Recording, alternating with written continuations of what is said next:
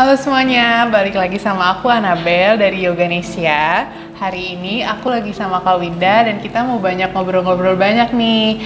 Nah, aku mau ngobrol sama Kak Winda karena Kak Winda punya sesuatu yang menarik banget yang belum banyak kalian tahu dari yoga. Hai Kak Winda. Hai Anabel. Apa kabar nih Kak Winda? Baik. Baik. Oke, Kak Winda akhir-akhir ini sebagai praktisi yoga lagi sibuk apa nih Kak? Kan kebetulan studio banyak yang tutup nih Kak. Mungkin Kakak kan lagi sering banyak online atau apa? Mungkin teman-teman dari Yoganesia juga ada yang mau ikut kelas online-nya Kak Winda nih. Boleh cerita Kak? Oke, perkenalkan dulu aku Winda. Aku biasanya ngajar di Selatan di Union Yoga dan di Active Barn. Biasanya aku mengajar ada hot yoga dan vinyasa biasa ya. Sekarang memang gara-gara COVID-19 ini seluruh studio kan tutup ya. Jadi sekarang kita tuh mengajar, para praktisi yoga ini mengajar melalui online. Baik itu Zoom, live Instagram, banyak cara ya. Jadi sekarang kita supaya member atau teman-teman di rumah juga nggak berhenti olahraganya. Jadi tetap dilakukan dengan via online. Oke. Tapi itu berarti Kakak teman-teman yang sering latihan di studio juga tetap aktif nih kayak di online walaupun lagi COVID-19 ini. Iya, mereka aktif dan mereka selalu yang nanya kapan lagi kelasnya gitu karena mereka butuh kan. Sekarang betul. hampir seluruh praktisi yoga, pengajar yoga buka, jadi sekarang banyak pilihan gitu. Mereka setiap hari yang nggak punya waktu kemarin ya, yang ngantor, dia pengen ngejar guru siapa latihan, sekarang dia bisa. Oh iya benar juga ya Kak, kan karena online kita bisa milih juga. Dari pagi sampai malam itu banyak seluruh praktisi yoga, mau olahraga apapun sekarang banyak di online ya. Oke, terus kalau boleh tahu nih dari Kak Winda sendiri nih udah latihan yoga atau mungkin ngajar tuh udah berapa lama? Terus kan tadi Kak sempat nyebut ada vinyasa dan segala macam jenis-jenis yoga. Dari Kak Winda sendiri nih lebih sukanya atau mungkin fokusnya ini yoganya di apa sih Kak? Gerakan yoga apa? Oke, kalau aku sih fokus lebih ke hot yoga biasanya, tapi hot yoganya tuh bukan Bikram, tapi vinyasa. Vinyasa itu di ruangan panas 40 derajat, sama seperti vinyasa seperti biasa, dibawa ke ruangan panas. Ya, itu untuk membantu detox tubuh. Nah, selain itu aku juga punya spesifikasi di yoga namanya Inside Flow Yoga. Pernah dengar?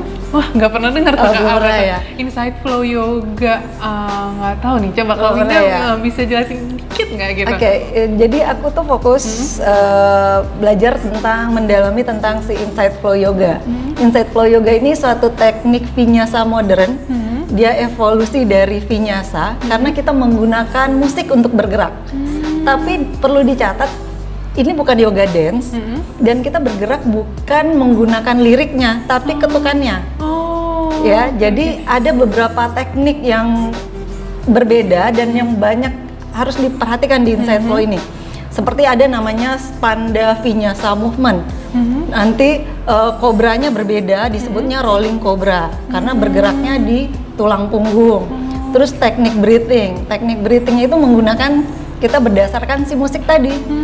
Sedikit bocoran, dia bisa ketika misalnya kita mendengar satu musik, kita harus mendengarkan beatnya. Ketika musiknya naik kita tarik nafas, ketika musiknya turun kita buang nafas. Bergeraknya juga sesuai dengan si ketukan musik. Dan yang paling menarik di Inside Flow ini, dia itu bercerita, lagu yang kita pilih itu bukan lagu sembarangan. Jadi dari truth storytelling, dari si inti lagunya tentang apa. Jadi kita bisa memberi inspirasi, energi positif untuk yang ikut. Biasanya nih menariknya ya, kalau orang punya pengalaman yang sama dengan cerita lagunya, ada yang flowing sambil nangis, itu tuh nggak masalah. Karena dia meluapkan emosinya, selama ini dia tidak bisa meluapkan emosinya.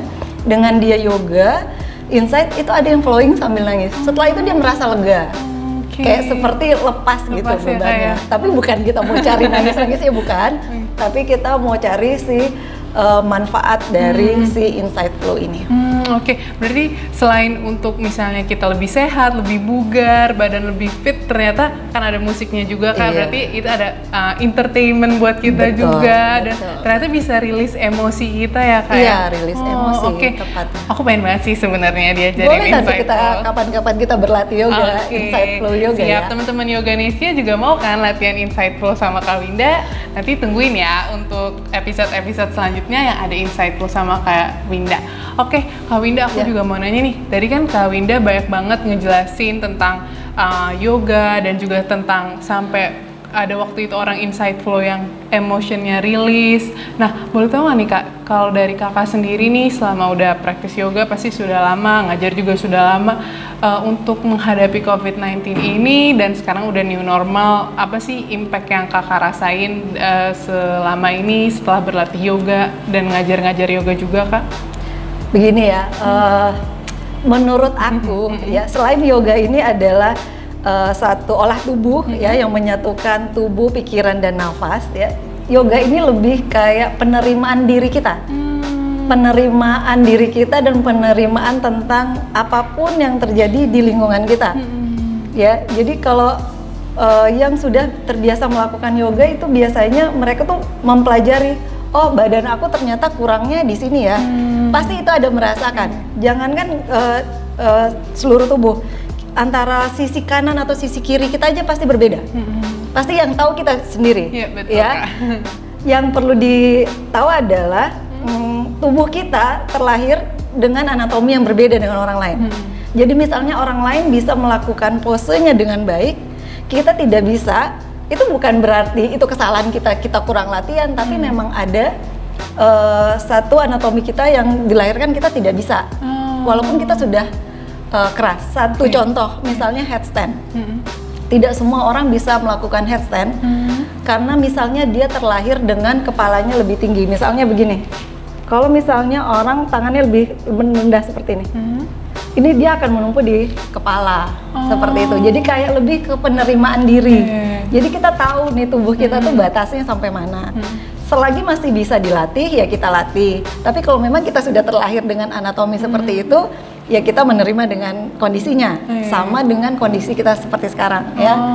Kondisi sekarang kan kita nggak nyangka ya, kita bakalan mengalami sedemikian rupanya si virus ini ya, sampai kita diharuskan diam di rumah, kita tidak bisa bekerja pun dari rumah. Pasti sedikit banyaknya pasti ada impactnya ke kita. Cuman sekarang caranya kita beradaptasi ya kan. Betul, Kak. Kembali cara kita menerima keadaan ini, bukan kita mengeluh, oh kenapa sih begini apa segala macam gitu.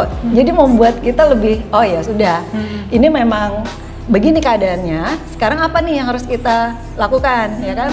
Contohnya tadi dengan kita olahraga secara online dulu ya, cuman nggak berhenti. Oke, nih aku udah belajar banyak banget nih dari Kak Winda. Ternyata Kak Winda benar-benar sharing positive thoughts, terus ngajarin tentang acceptance. Jangan lupa ngajarin yoga juga supaya badannya tetap bugar. Oke deh, makasih banyak nih Kak Winda untuk insight-insightnya. Aku tunggu banget latihan Insight Flow bareng. Iya, semoga kita ketemu untuk latihan Insight ya. Iya. Oke deh teman-teman Yoganesia, berikut adalah obrolan aku sama Kak Winda. Semoga dari obrolan tadi kalian banyak bisa menerima hal-hal positif, dan jangan lupa untuk dalam keadaan sekarang selalu menerima keadaannya. Jangan lupa untuk like, komen, dan subscribe YouTube-nya Yoganesia. Sampai ketemu di episode selanjutnya. Namaste.